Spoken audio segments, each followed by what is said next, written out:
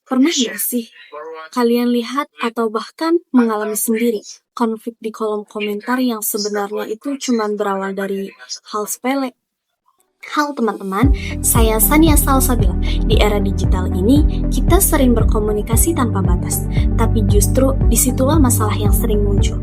Karena kita datang dari budaya yang berbeda, dengan cara memahami pesan yang juga berbeda. Hari ini, saya akan membahas tentang konflik komunikasi akibat perbedaan nilai budaya di ruang publik digital. Di media sosial, kita ini sering menemukan perdebatan yang sebenarnya ini bukan karena niat buruk, tapi karena perbedaan cara berkomunikasinya. Nah, contohnya, ada seseorang yang berkomentar secara langsung dan tegas, seperti, ini kurang bagus.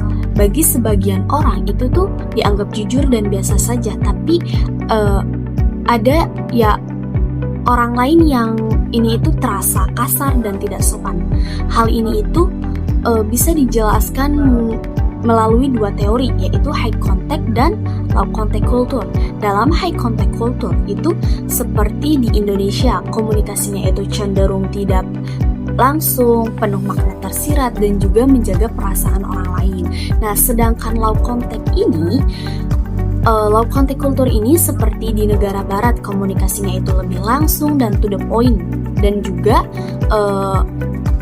secara terbuka komunikasinya. Ketika kedua gaya ini itu bertemu di media sosial tanpa menggunakan ekspresi wajah dan juga nada suaranya, itu pesan itu bisa pesan ini itu mudah disalahartikan. Karena selain itu juga konflik juga muncul karena etnosentrisme, yaitu sikap mengganggu budaya sendiri itu paling benar. Misalnya saat seseorang itu langsung menghakimi cara bicara orang lain sebagai kayak tidak sopan lah atau apalah, tanpa memahami latar belakang budayanya. Nah, menurut Budi Kunz dan Kim ini, komunikasi antar budaya yang baik itu membutuhkan keterbukaan dan empati. Tapi di media sosial, orang itu sering berinteraksi cepat tanpa mencoba memahami dulu. Nah, inilah yang membuat konflik kecil itu menjadi besar. Dari sini kita bisa melihat bahwa konflik di media sosial ini itu bukan selalu karena siapa yang salah, tapi karena kita ini tidak bisa memahami perbedaan budaya orang lain.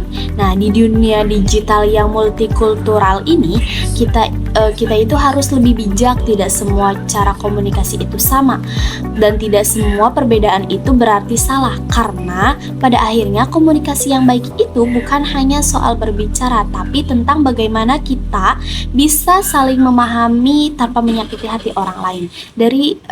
Jadi kita bisa belajar bahwa konflik di ruang digital ini sering terjadi bukan karena niat buruk, tapi karena perbedaan nilai budaya dalam berkomunikasi.